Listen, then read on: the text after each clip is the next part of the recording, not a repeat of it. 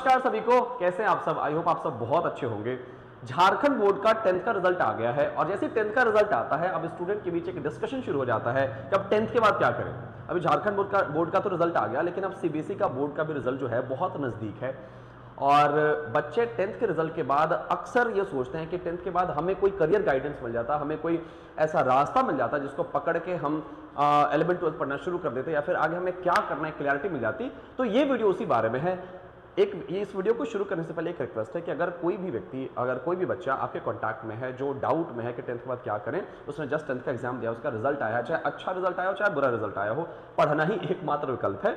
ऐसा थोड़ी है कि खराब रिजल्ट आया तो आगे पढ़ना बंद कर दीजिएगा या बहुत अच्छा रिजल्ट आया तो खुशी में पढ़ना बंद कर देंगे, ऐसा नहीं होता। तो इस वीडियो को उसको फॉरवर्ड कर दीजिएगा। चलिए शुरू करते हैं। एक सबसे बड़ा सवाल है कि भैया 10th के बाद क्या करें, ये बता दीजिए हमें। अब यार 10th के बाद ना एक बहुत बड़ा डिबेट शुरू होता है कि 10th के बाद हम सर आर्ट्स करें, कॉमर्स करें, साइंस करें या फिर इस तीनों के अलावा भी कुछ ऑप्शन है। तो मैं आज के वीडियो में क्या सही है क्या गलत है ये नहीं बताने वाला। मैं आपको ये बताने वाला हूं कि आप क्या कर सकते हैं, क्या क्या करियर ऑप्शंस आपके पास मौजूद हैं और इस वीडियो के लास्ट में मैं आपको बताऊंगा कि आपके लिए क्या स्पेशल है। कुछ स्पेशल है, रुक के देखिएगा पूरा वीडियो। चलिए, देखिए 10th के बाद ना बच्चों के पास दो ऑप्शन होता है। एक होता है कि ट्रेडिशनल कोर्सेज कर सकता है बच्चा, जैसे कि क्या आर्ट्स, कॉमर्स और साइंस, लगभग सभी लोग यही करते हैं, करना भी चाहिए। देखते हैं भाई आपके लिए क्या सही है। और दूसरा क्या होता है, एक प्रोफेशनल कोर्सेज का भी ऑप्शन होता है, जैसे पॉलिटेक्निक और आईटीआई। मेरे बहुत सारे दोस्त हैं जिन्होंने पॉलिटेक्निक किया था और आज वो भी एक बहुत अच्छे पोजीशन पे हैं, लेकिन रास्ता क्या होता है मैं आपको वही बताने वाला हूं। ध्यान से देखिएगा। अब सुनिएगा, कुछ बच्चे जो है ना 10th में इतने डरे हुए होते हैं, उनको लगता है कि सर साइंस से बहुत ज्यादा डर लगता है इसलिए आर्ट्स लेना चाहिए। ये गलत है। किसी चीज से, साइंस से डर के ना ही आर्ट्स लेना है, ना ही साइंस से डर के कॉमर्स लेना है, क्योंकि मेहनत उतना ही करना पड़ेगा आपका। ऐसा नहीं है कि आर्ट्स बहुत इजी सब्जेक्ट है या कॉमर्स बहुत इजी सब्जेक्ट है तो साइंस से डर के आर्ट्स मत लीजिए। आप आर्ट्स इसलिए लीजिए क्योंकि आप आर्ट्स करना चाहते हैं। आर्ट्स में क्या क्या पढ़ना पड़ता है, देखिए history, geography, political science, English, economics, psychology, fine arts, sociology, physical education, literature, इन सब में अगर किसी बच्चे को इंटरेस्ट है तो बेशक वो आर्ट्स ले भाई। और जितने भी ज्यादातर जो गवर्नमेंट जॉब्स की जो ऑप्शंस होते हैं ना वो आर्ट्स सेक्शन से ही होते हैं। आप सरकारी नौकरी को उठा के देख लीजिए, ज्यादातर लोग आपको आर्ट्स सेक्शन के लोग मिलेंगे। तो किसी को गवर्नमेंट जॉब में इंटरेस्ट हो, किसी को यूपीएससी वगैरह में इंटरेस्ट हो या फिर किसी को इन सारी चीजों में इंटरेस्ट हो, वो आर्ट्स ले लें, वो पढ़ाई करें। ऐसा नहीं है कि सिर्फ आर्ट्स ही यूपीएससी होता है। वैसे इस बार रिजल्ट आया तो टॉप 20 में 13 बच्चे तो सिर्फ बीटेक के थे और बीटेक करने के लिए साइंस करना पड़ता है। तो एक मैटर ऑफ डिस्कशन है कि इन बच्चों का मतलब यूपीएससी वालों को आर्ट्स लेना चाहिए कि नहीं लेना चाहिए। आपको अगर आर्ट्स में इंटरेस्ट है ले लीजिए, पढ़ना शुरू करिए। साइंस से डर के अगर आर्ट्स ले रहे हैं तो ये गलत तरीका है और गलत तरीके से करियर की शुरुआत मत करिए। अगला क्या है भाई, कॉमर्स। अब कॉमर्स किन बच्चों को लेना चाहिए। एक बच्ची मेरे पास आई, उसने कहा कि सर मुझे ना कॉमर्स लेना है, आप प्लीज कॉमर्स पढ़ाना शुरू करिए ना। आप तो कहते हैं हर बच्चा पढ़ेगा लेकिन आपसे साइंस के बच्चों को पढ़ाते हैं। मैंने पूछा कॉमर्स क्यों लेना है आपको, तो उन्होंने कहा कि सर मुझे मैथ से बड़ा डर लगता है। मुझे हंसी आई और मैंने ये बोला कि इस बच्चे को कितना कम नॉलेज है और कम नॉलेज के बेस पर अगर आप कोई भी फैसला लेते हैं तो सिर्फ आप पछताते हैं। ऐसा बिल्कुल नहीं है कि मैथ से जिसको डर लगता है उसको कॉमर्स लेना चाहिए, क्योंकि मैथ्स में, कॉमर्स में साइंस से ज्यादा मैथ्स पढ़ना है ना, क्योंकि अकाउंटेंसी भी एक तरह का मैथ्स होता है। मैंने अपने भैया को बड़ा बड़ा अकाउंट्स का प्रॉब्लम सॉल्व करते देखा है। बिजनेस स्टडीज भी एक तरह का मैथ्स है भाई, इकोनॉमिक्स भी एक तरह का मैथ्स है, मैथमेटिक्स तो मैथ्स है ही। उसके बाद इंग्लिश तो आपको सभी पढ़ना चाहिए, आप आर्ट्स ले, कॉमर्स ले या साइंस ले। तो अगर किसी बच्चे को मैथ से डर लगता है या साइंस से डर लगता है, अगेन मैं वही कहूंगा कि इनसे डर लगता है इसलिए आप कॉमर्स मत लीजिए। आप कॉमर्स इसलिए लीजिए क्योंकि आपको कॉमर्स करना है, आपको इन सब चीजों में इंटरेस्ट है, आपको बिजनेस में इंटरेस्ट है या फिर किसी को एमबीए करना है आगे चल के, मास्टर्स इन बिजनेस एडमिनिस्ट्रेशन, किसी को बीबीए करना है आगे चल के। तो अगर इस तरह के कोर्सेज में जाना है, किसी को सेल्स का जॉब पसंद है, किसी को मैं क्या बताऊं, मतलब अगर आपको बिजनेस वाले चीजों में, किसी को बिजनेस एनालिटिक्स में जाना है कि भैया बिजनेस को एनालाइज करें, हमको एनालिटिकल जॉब ज्यादा पसंद है, तो इस तरह के बच्चों को कॉमर्स ले लेना चाहिए। ऐसा नहीं कि मैथ्स और साइंस से डर के क्या ले लिया हमने, कॉमर्स ले लिया। अब आते हैं सबसे ज्यादा किया जाने वाला कोर्स जिसमें बहुत कंपटीशन, जिसमें बहुत सूरमा स्टूडेंट्स, जो हर बच्चे का ख्वाब होता है कि सर अगर मैं बहुत अच्छा नंबर ला रहा हूं 10th में तो मुझे आईआईटी करना है या फिर मुझे मेडिकल की फील्ड में जाना है, मुझे इंजीनियर बनना है, मुझे डॉक्टर बनना है, मुझे एनडी ऑफिसर बनना है या फिर कुछ और भी। तो आपके पास एक ऑप्शन है क्या, साइंस का। अब साइंस स्ट्रीम जो है दो पार्ट में बढ़ जाता है, एक मैथ्स में बढ़ता है और एक बायोलॉजी में बढ़ जाता है। अब देखिए मैथ्स ले चाहे बायोलॉजी ले, दो चीज आपको कॉमन हमेशा मिलेगा, आपको फिजिक्स केमिस्ट्री दोनों ही जगह पढ़ना है। अब देखिए क्या सही है और क्या गलत है मैं इस पे बात नहीं करने वाला, क्योंकि अगला वीडियो इसी पे होने वाला है कि सर मैथ्स लेके बायोलॉजी लेके क्या करें, है ना। लेकिन आपके पास ऑप्शन क्या है मैथ्स में, साइंस में, या तो मैथ्स में बटा हुआ है या तो बायोलॉजी में बटा हुआ है। मैथ्स जो करते हैं वो इंजीनियरिंग के फील्ड में जा सकते हैं, वो एनडीए मतलब नेशनल डिफेंस एकेडमी में जा सकते हैं। मैथ्स से मतलब मैथ्स में तो इतने करियर ऑप्शंस हैं कि बच्चा मतलब पागल हो जाएगा उसको पता चले कि करियर ऑप्शंस बहुत सारे, अपॉर्चुनिटीज बहुत ज्यादा है। देखिए कंपटीशन इसलिए भी ज्यादा है क्योंकि आपको ज्यादातर चीजों के बारे में पता नहीं है, और जब ज्यादातर चीजों के बारे में पता नहीं रहेगा तो आप ठीक उसी रास्ते पे भागेंगे जिस रास्ते पे भीड़ भाग रही है। तो आप एक काम करिए, इसके बारे में नॉलेज लिए कि मैथ्स में और क्या क्या किया जा सकता है, या फिर आपको चाहिए तो कमेंट कर दिए, मैं प्रॉपर वीडियो बना दूंगा कि क्या क्या करियर ऑप्शंस अवेलेबल है।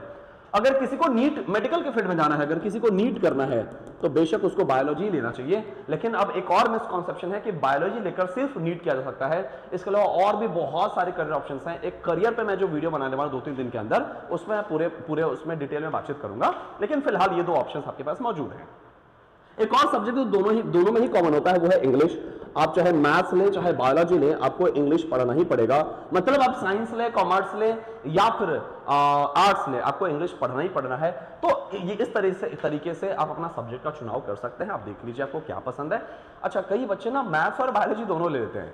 भाई मेरा स्ट्रॉन्ग रिकमेंडेशन है आप दोनों कभी मत ले, कोई एक ही ले, क्योंकि इंसान या तो डॉक्टर बनता है या तो इंजीनियर बनता है, दोनों कभी नहीं बनता। ऐसा नहीं होता कि रात में पुल बना रहा है दिन में पेट फाड़ रहे हैं, ऐसा नहीं होता। दिन में ऑपरेशन कर रहा है, रात में पुल बना रहे हैं, ऐसा कभी नहीं होता। मैंने किसी बच्चे को ये नहीं देखा कि वो डॉक्टर भी और इंजीनियर भी है। हाँ, कुछ लोग होते हैं जो मैथ्स और बायोलॉजी लेके भी जेई भी क्वालिफाई कर जाते हैं, नीट भी क्वालिफाई कर जाते हैं, लेकिन उनका संख्या बहुत कम है और उनके ड्रॉप लेने के चांसेस बहुत ज्यादा होते हैं।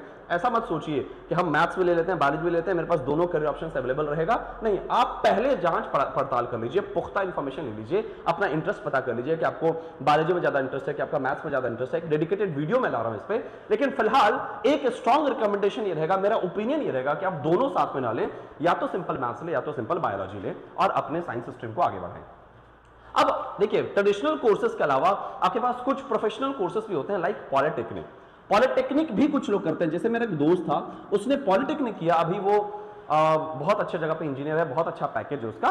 क्योंकि कई लोगों पहले क्या होता था ना यार, कोचिंग बहुत महंगी होती थी, आईआईटी की कोचिंग बहुत महंगी होती थी, नीट की कोचिंग बहुत महंगी होती थी, तो बहुत लोग अफोर्ड नहीं कर पाते थे।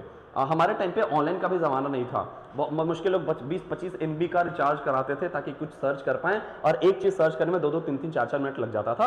तो उस स्थिति में जिसके पास पैसे नहीं होते थे वो इस तरह के कोर्सेज कर लेते थे, क्योंकि इसमें पैसा बहुत कम लगता है। तो पॉलिटेक्निक 3 साल का कोर्स है। 10th के बाद फॉर्म निकलता है गवर्नमेंट कॉलेजेस में एडमिशन के लिए, जिसका बहुत अच्छा नंबर आता है वो गवर्नमेंट कॉलेज में एडमिशन हो जाता है। गवर्नमेंट कॉलेज से 3 साल में पॉलिटेक्निक कर लीजिए, आप एक जूनियर इंजीनियर बन जाते हैं। मत पूछिएगा पैसा कितना मिलता है, मैं आपको बताऊंगा तो हंसी आएगी। पैसा बहुत ज्यादा नहीं मिलता और उतने से जीवन गुजारा नहीं होता है। तो जूनियर इंजीनियर फिर थोड़ा बहुत कमाना शुरू करते हैं, फिर अपने ही पैसे से वो सीनियर इंजीनियर की पढ़ाई करने जाते हैं। और सीनियर इंजीनियर बनने के लिए आपको बट ऑब्वियस है कि बीटेक करना पड़ेगा। तो लेकिन एक फायदा क्या होता है कि बीटेक 4 साल का कोर्स है ना। लेकिन अगर आपने पॉलिटेक्निक कर रखा है तो बीटेक सेकंड ईयर में डायरेक्ट आपका एडमिशन हो जाता है, मतलब आपको 1 साल का एडवांटेज मिलता है। तो आप इस तरीके से भी अपने इंजीनियरिंग के करियर को आगे बढ़ा सकते हैं। लेकिन मैं इसको रिकमेंड नहीं करता। क्यों नहीं करता, मैं अपना लास्ट में ओपिनियन दूंगा आपको कि ये नहीं करना चाहिए अभी के टाइम पे। आगे एक लास्ट ऑप्शन बचता है ITI। बहुत सारे गांव के बच्चे आते हैं, वो अपने आप को इतना मिसजज करते हैं, वो अपने आप को इतना कम समझ लेते हैं या फिर कम जानकारी कहिए। वो कहते हैं कि सर 10th के बाद ITI कर लेता ना, 1 से 2 साल का कोर्स है, कहीं छोटा मोटा नौकरी मिल जाएगा। ITI का फुल फॉर्म होता है इंडस्ट्रियल ट्रेनिंग इंस्टीट्यूट। यार मैं ना मना करता हूं इस तरह के कोर्सेज से। कोई कोर्स बुरा नहीं है मेरे दोस्त, है ना, लेकिन मैं अपने लास्ट में अपना ओपिनियन देता हूं कि आपको क्या करना चाहिए। देखिए पहले क्या होता था ना यार, कोचिंग बहुत महंगी थी, अपॉर्चुनिटीज बहुत कम थी। ऑफलाइन इंस्टीट्यूट के बारे में हम जैसे मिडिल क्लास के बच्चे तो सोच भी नहीं सकते थे। अगर मैं आनंद सर के पास नहीं जाता तो शायद पढ़ ही नहीं पाता, क्योंकि लाखों की फीस हम नहीं दे पाते। अब पहले समझिए ना, 2 लाख अगर 1 साल का फीस है तो 2 साल का फीस 4 लाख हो जाता था सिर्फ फीस। रहने का अगर आप 15,000 भी पकड़िए महीने का, तो भाई साल का कितना हो गया भाई, अगर इस तरह से 1,20,000 1,80,000 के करीब, मतलब आप 2-3 लाख रुपया 3 लाख रुपया रहने खाने का पकड़िए 2 साल का। भाई 5 से 6 लाख रुपए सिर्फ कोचिंग करने के टाइम लगता था एक मिडिल क्लास परिवार का बच्चा कहां से करेगा, लेकिन आज आपके पास ऑप्शंस है भाई। बहुत अच्छे एजुकेटर है भाई, अलग सर के आने के बाद, पीडब्ल्यू के आने के बाद, या फिर ऐसे और भी लोगों के आने के बाद क्या हुआ कि उन्होंने 4-4 हज़ार में कोर्सेस निकाला। बच्चा आज ऑनलाइन कोर्सेस लेके पढ़ रहा है, उसके पास ऑप्शन है, तो वो क्यों पॉलिटेक्निक करने जाएगा, क्यों ITI करने जाएगा, क्यों अपने आप को अंडर एस्टिमेट कर रहे हैं आप उस तरह के ऑनलाइन कोर्सेस लेके पढ़ सकते हैं। अच्छा, हमने ऑफलाइन में रेवोल्यूशन लाया, हमने क्या किया, ऑफलाइन की फीस को इतना कम कर दिया कि हमारे पास आज हर तबके के लोग पढ़ रहे हैं। गांव से हमारे पास ना 90% से ज्यादा स्टूडेंट गांव से हैं। एक ऐसा परिवार जिसकी आमदनी 7,000 रुपए महीने से भी कम है, ऐसे बच्चों को पढ़ाते हैं। ऑफलाइन में हमारी फीस इतनी कम है जितने पूरे इंडिया में नहीं है। तो जब इस तरह के इंस्टीट्यूट्स आए, इस तरह का इनिशिएटिव हुआ, इस तरह के कोचिंग्स आए, तो उन बच्चों का जिनका फाइनेंशियल बैकग्राउंड बहुत खराब था, वो इस तरह के कोर्सेज क्यों करेंगे, पॉलिटेक्निक और ITI। वो बड़े कोर्सेज के लिए जाएं भाई, वो मेहनत पे यकीन रखें, हम पढ़ाने को तैयार हैं। तो मेरा ओपिनियन यही है कि आप बड़े कोर्सेज के लिए फाइट करिए। आप JEE कर सकते हैं, आप नीट कर सकते हैं, आप NDA कर सकते हैं, आप आर्ट्स के स्ट्रीम में जा सकते हैं, आप कॉमर्स के स्ट्रीम में जाके CA क्रैक करिए भाई। आजकल 2, 3, 4, 5 हज़ार, 10 हज़ार, 15 हज़ार में कोर्सेस अवेलेबल है, उतना तो कोई भी अफोर्ड कर लेता है। तो मेरा ओपिनियन यही है कि देखिए, मिडिल क्लास के पास खोने को कुछ भी नहीं है ना भाई। क्या है, इज्जत के अलावा आप खो ही क्या सकते हैं, कुछ नहीं खो सकते। जब खोने को कुछ भी नहीं है, जब ऑलरेडी आप धरातल पे हैं, तो इससे नीचे क्या ही आइएगा, है ना भाई। गिरने के चांसेस बहुत कम है, उठने के चांसेस ज्यादा हैं। तो फाइट मारिए, 2 साल की बात है, 2 साल अगर अभी से आप मेहनत कर गए तो अपनी दुनिया बदल सकते हैं।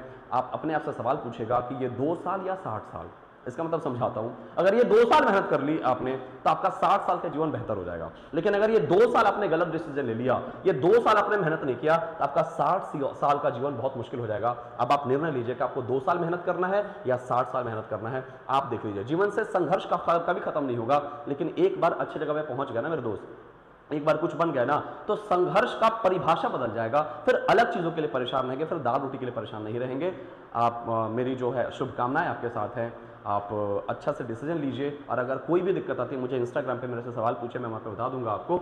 मैं आपका बड़ा भाई इंतज़ार करूँगा आपका आपके क्वेरी का।